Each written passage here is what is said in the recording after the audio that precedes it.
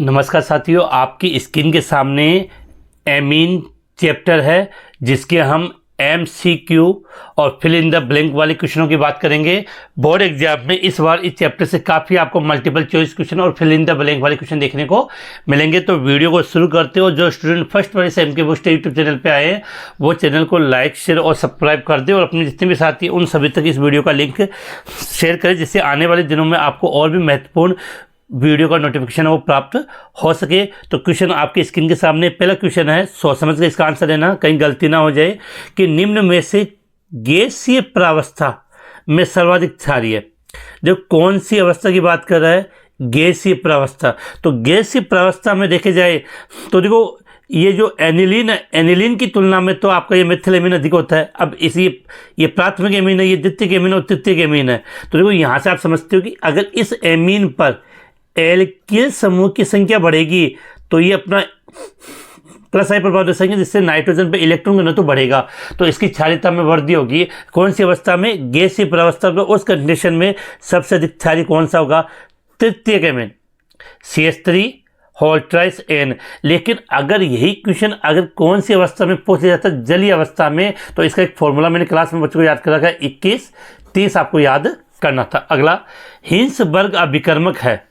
तो आप सभी जानते हो कि benzene sulphonyl chloride, benzene sulphonyl chloride को, बेंजीन सल्फोनिल क्लोराइड को हम क्या बोलते हैं, हिंसबर्ग अभिकर्मक। फॉर्मूला क्या होता है इसका, C6H5SO2Cl।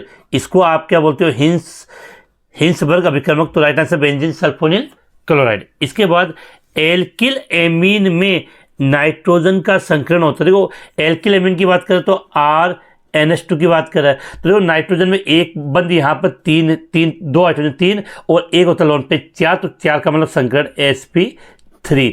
तो एल्किल एमीन में नाइट्रोजन पर संकरण आपका क्या होता है, sp3 होता है। अगला बेंजीन का नाइट्रीकरण HNO3 व H2SO4 से कराने पर नाइट्रोबेंजीन प्राप्त होता है।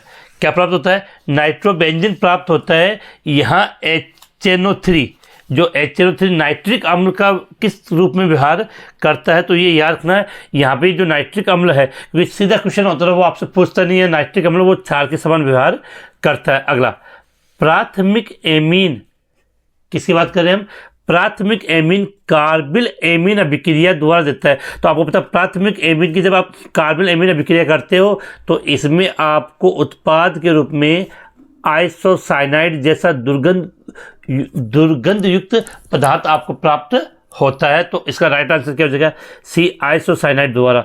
अगला एनिलीन के इलेक्ट्रॉन स्नेही प्रतिस्थापन अभिक्रिया के प्रतिक्रियाशील है। कारण क्या है, तो यहाँ स्पष्ट नहीं है, लेकिन एनिलीन में जो NH2 समूह होता है वो +M प्रभाव दर्शाता है, जिसके कारण ये इलेक्ट्रॉन स्नेही प्रतिस्थापन अभिक्रिया के प्रति अधिक क्रियाशील होता है। इसके बाद बढ़ चलते हैं इसके और क्वेश्चनों की तरफ। ये बड़ा प्रश्न काफ़ी अच्छा दिया है कि मेथिल एमीन नाइट्रस अम्ल से अभिक्रिया करता है। तो जो बड़ा नाइट्रस अम्ल से अभिक्रिया कराओगे मेथिल एमीन की तो ये एल्कोहल में परिवर्तित हो जाएगा। तो एल्कोहल में आपका क्या बनेगा, CH3OH, तो मेथिल एल्कोहल में बन जाएगा।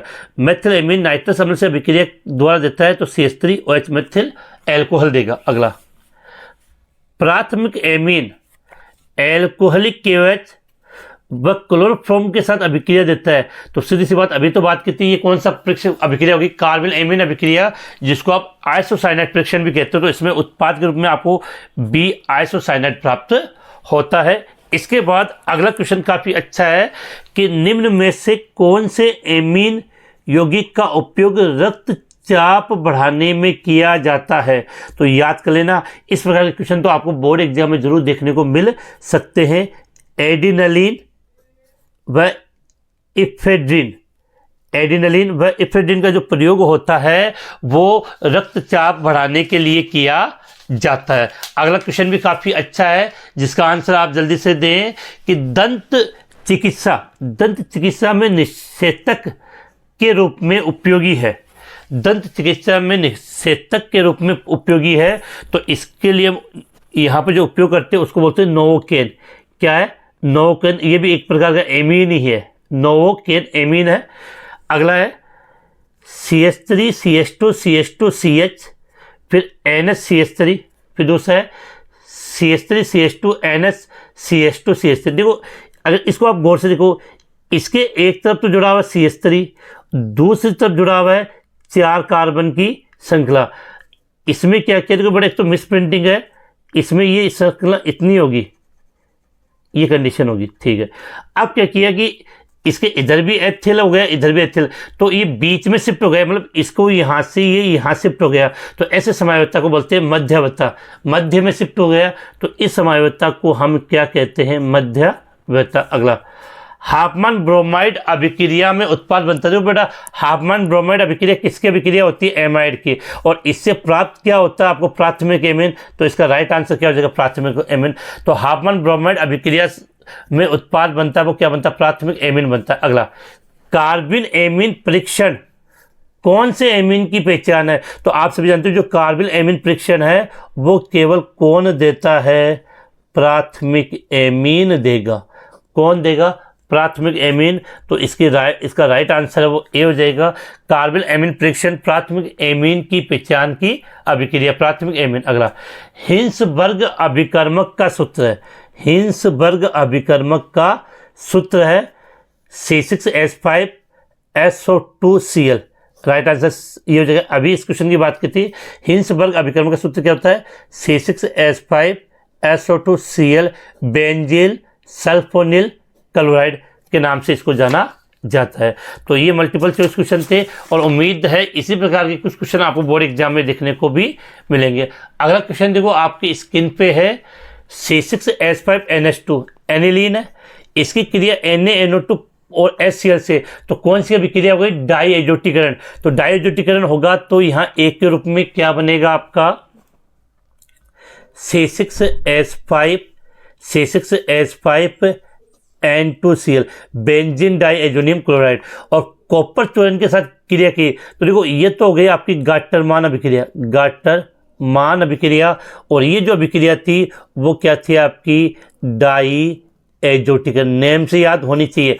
तो क्या बन जाएगा, यहाँ पर आपका क्लोरोबेंजीन बन जाएगा, क्लोरोबेंजीन। अब देख लो ऑप्शन में क्या आपको मिलान करता है, तो ऑप्शन यहाँ से राइट आंसर आपका क्या हो जाएगा, ए हो जाएगा। अगला, NOH की उपस्थिति में एनिलीन एसिटिल क्लोराइड से अभिक्रिया कर देगा, एसिटानिलाइड क्या देगा, एसिटेनिलाइड बनाता है। ये प्रश्न आ सकता है, ध्यान विशेष क्वेश्चन है। अगला क्वेश्चन नंबर 17 कि इसका आपको आईपीसी नाम पूछा है, तो कितने कार्बन है, 2, तो 1 और 2, तो 2 कार्बन से आपने क्या नाम दे दिया, एथेन। एक एमीन 1 नंबर पे, दूसरा 2 नंबर पे, तो एथेन 1 2 डाई एमीन, तो क्या नाम हो जाएगा, एथेन 1 2 डाई एमीन। अगला, अब न्यूनतम PKB वाला एमीन है। देखो बेटा सीधी बात है, जिसका मान जितना अधिक जितना न्यूनतम होगा ये उतना अधिक क्षारीय होगा। अब यहाँ बस कंडीशन ये नहीं बताई कि वो गैसीय प्रावस्था की बात कर रहा है या जलीय विलयन की। नॉर्मली अगर गैसीय प्रावस्था नहीं दे रखा तो हम जलीय विलयन मानते हो। जलीय विलयन में तो आपको पता है इन समय सबसे अधिक क्षारीय कौन सा होता है, द्वितीयक एमीन, अर्थात इसके लिए न्यूनतम द्वितीयक एमीन के लिए न्यूनतम PKB वाला एमीन है। अगला, बेंजीन डाई एजोनियम क्लोराइड को जल के साथ गर्म करते हैं। तो बेटा बार बार ये क्वेश्चन रिपीट होता है, आपने एल्कोहल वाले में पढ़ा था कि बेंजीन डाई एजोनियम क्लोराइड को जल के साथ गर्म करते हैं तो क्या बनेगा, आपका फिनॉल बनता है। लेकिन यही आपको एल्कोहल के साथ गर्म करते हैं तो फिर आपकी बेंजीन बन जाती है। अगला क्वेश्चन, C6H5N2Cl का अपचयन CH3CH2OH से करवाने पर, देखो ये आ गया एथेनॉल से अपचयन करवाने पर कौन सा उत्पाद प्राप्त होता है। तो अभी तो मैंने बताया जस्ट आपको, इससे पहले क्या बनेगा, अगर C6H5N2HCl जल के साथ क्रिया करेगा तब तो फिनॉल बन जाएगा आपका। लेकिन अगर CH3CH2OH के साथ अपचयन करवाया है तो आपका क्या बनेगा, बेंजीन। तो यहाँ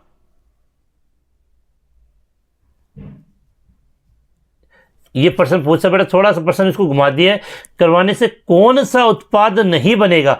नॉर्मली तो क्या बनता है आपका बेंजीन, अब कौन सा उत्पाद आपका नहीं बनेगा, तो इस अभिक्रिया में आपके तभी तो कहते हैं कि मल्टीपल चॉइस क्वेश्चन है उनको पूरा पढ़ लेना चाहिए। जैसे आपसे भी गलती हो जाती है अभी कि C6H5N2Cl का अपचयन इससे करते हैं तो बेंजीन बनता है, इससे करवाने से कौन सा उत्पाद नहीं बनता है, तो बेंजीन भी बनेगा। और ये है वो आपको इस एल्डिहाइड में परिवर्तित हो जाता है, N2 नाइट्रोजन के रूप में बाहर निकलता है। इसका मतलब इस अभिक्रिया में कौन सा उत्पाद नहीं बनता है, तो अमोनिया नहीं बनता। तो इसका राइट आंसर क्या हो जाएगा, अमोनिया। इस अभिक्रिया में मुख्य उत्पाद के रूप में मतलब कौन नहीं बनता उत्पाद के रूप में, अमोनिया नहीं बनता। इसके बाद बेटा चलते हैं अगले क्वेश्चन की तरफ। अब इसके बाद आपके जो क्वेश्चन है कि C2H5Br पोटेशियम साइनाइड के साथ क्रिया कराते हैं तो सीधी बात है कि यहाँ से K और यहाँ से आपको जो Cn है, यहाँ से K और यहाँ से Cn आपका अलग हो जाएगा। तो क्या बन जाएगा, C2H5Cn एथिल साइनाइड। अब एथिल साइनाइड का जब जल अपघटन करेंगे तो ये साइनाइड है वो कार्बोक्सिलिक अम्ल में परिवर्तित हो जाएगा। तो 2 कार्बन तो ये, तो CH3 CH2, एक कार्बन इसका, तो कार्बोक्सिलिक अम्ल। तो ये 3 कार्बन वाला आपको कार्बोक्सिलिक अम्ल प्राप्त होगा। कितने कार्बन वाला 3 कार्बन वाला कार्बोक्सिलिक अम्ल प्राप्त होगा, जिसको आप क्या बोलते हो, प्रोपेनोइक अम्ल। क्या बोलते हो, प्रोपेनोइक अम्ल। अम्लीय माध्यम में SN+HCl से नाइट्रोबेंजीन का अपचयन करवाने पर, देखो बेटा नाइट्रोबेंजीन बेंजीन वाले के ऊपर NO2, और अगर इसका अपचयन आप SN+HCl से करोगे तो ये नाइट्रोबेंजीन है वो नाइट्रो समूह वो NH2 एमीन समूह में परिवर्तित हो जाता है, अर्थात आपको एनिलीन प्राप्त होता है। क्या प्राप्त होता है, एनिलीन। तो इसका राइट आंसर C एनिलीन हो जाएगा। इसके बाद बेटा ये तो थे आपके इस चैप्टर के मल्टीपल चॉइस क्वेश्चन। इसके बाद अब हम बात करते हैं fill in the blank question कि अमोनिया में से हाइड्रोजन, अमोनिया का मतलब HNH2, ये अमोनिया एक तरह से हाइड्रोजन का प्रतिस्थापन, इसका प्रतिस्थापन किसके द्वारा, एल्किल समूह मतलब R के द्वारा कर दिया तो RNH2 बनेगा। इसको आप क्या बोलते हो, एल्किल एमीन। तो क्या बन जाएगा आपका, क्या बनेगा, जल्दी से इसका आंसर कमेंट्स करें। एल्किल एमीन का निर्माण हो जाएगा। किसका निर्माण हो जाएगा, एल्किल एमीन। अब यहाँ पर आप चाहो तो इस एल्किल एमीन के स्थान पर हम बोलेंगे एल्केनेमीन प्राप्त होगा। अगला, ग्रेबिल थैलेमाइड संश्लेषण का उपयोग किसको बनाने में किया जाता है, तो मेरा ग्रेबिल थैलेमाइड संश्लेषण के द्वारा प्राथमिक एमीन बनता है। कौन सा एमीन बनता है, प्राथमिक एमीन बनता है। ग्रेबिल थैलेमाइड संश्लेषण का उपयोग प्राथमिक एमीन बनाने के लिए किया जाता है। अगला, एल्किल समूह के +I प्रभाव के कारण एलिफेटिक एमीन अमोनिया से, अभी मैंने कहा था कि एल्किल समूह जुड़ता है तो क्षारीयता में क्या होती है, वृद्धि। तो एल्किल समूह के +I प्रभाव के कारण एलिफेटिक एमीन अमोनिया से अधिक क्या होता है, अधिक क्षारीय होता है। क्या लिखा हमने, अधिक क्षारीय होता है या प्रबल क्षारीय, अधिक क्षारीय लिख सकते हो। अगला, नाइट्रोबेंजीन का अपचयन SN+HCl, अभी तो किया था, ये रहा आपका नाइट्रोबेंजीन का अपचयन SN+HCl से करवाने पर आपका एनिलीन प्राप्त होता है। एरोमेटिक एमीन नाइट्रस अम्ल से कम ताप पर क्रिया करके, सब जानते हैं बेंजीन डाइएजोनियम लवण बनता है। क्या बनता है, एरोमेटिक एमीन नाइट्रस अम्ल से कम ताप पर क्रिया करके क्या बनाता है आपका, बेंजीन डाइएजोनियम लवण बनाता है। क्या बनाता है, बेंजीन डाइएजोनियम लवण बनाता है। एनिलीन कमरे के ताप पर ब्रोमीन जल, बेटा ब्रोमीन से कराओगे तो तीनों कंडीशन पे Br जुड़ जाएगा। तो कंडीशन क्या होगी, ये आपका एनिलीन, इसकी क्रिया Br2 जल, ब्रोमीन जल से, तो कंडीशन क्या हो जाएगी आपकी NH2। एक Br यहाँ जोड़ दिया, दूसरा Br यहाँ जोड़ दिया, तीसरा Br यहाँ जोड़ दिया Br, तो यहाँ बन जाएगा 2,4,6 ट्राइब्रोमोबेंजीन, 2,4,6 ट्राइब्रोमोबेंजीन बन जाएगा। अगला, डाइएजोनियम लवण, क्या है, डाइएजोनियम लवण फिनोल से युग्मन अभिक्रिया करके बनाता है। देखो बेटा यहाँ डाइएजोनियम लवण दिया है, अगर आपका ये लवण के रूप में अगर आपने ये बेंजीन डाइएजोनियम क्लोराइड ले लिया और इसकी क्रिया हम किससे करवा दें, फिनोल से, तो ये बेंजीन वाले फिनोल ये, तो क्या होगा यहाँ से H और यहाँ से OH। तो डाई एजोनियम लवण की बात करेंगे तो आप आंसर लिख दोगे एजो रंजक बनता है, एजो रंजक बनता है। और पर्टिकुलर अगर आपने इस डाई एजोनियम लवण के स्थान पे बेंजीन डाई एजोनियम क्लोराइड लिया है तो ये कंपाउंड जुड़कर बनाएगा, जो स्टिक से बता देता हूँ आपको, N2। और इसको आप क्या बोलते हो, पेरा हाइड्रोक्सी एजोबेंजीन, पेरा हाइड्रोक्सी एजोबेंजीन बनता है, पेरा हाइड्रोक्सी एजोबेंजीन बनता है। तो उम्मीद है आपको ये सब चीज़ें समझ में आई होगी। और ये जो एमीन वाले चैप्टर के जो मल्टीपल चॉइस क्वेश्चन और fill in the blank question लेकर आया हूँ, इनको प्रैक्टिस से आपको काफ़ी प्रैक्टिस में इसको मिला होगा। अगर आपने चैप्टर पढ़ने के बाद अगर इन क्वेश्चनों को हल किया होगा तो आपको बिल्कुल एहसास हुआ कि आपको ऑर्गेनिक केमिस्ट्री याद हुई या नहीं। फिर मिलेंगे नई वीडियो के साथ।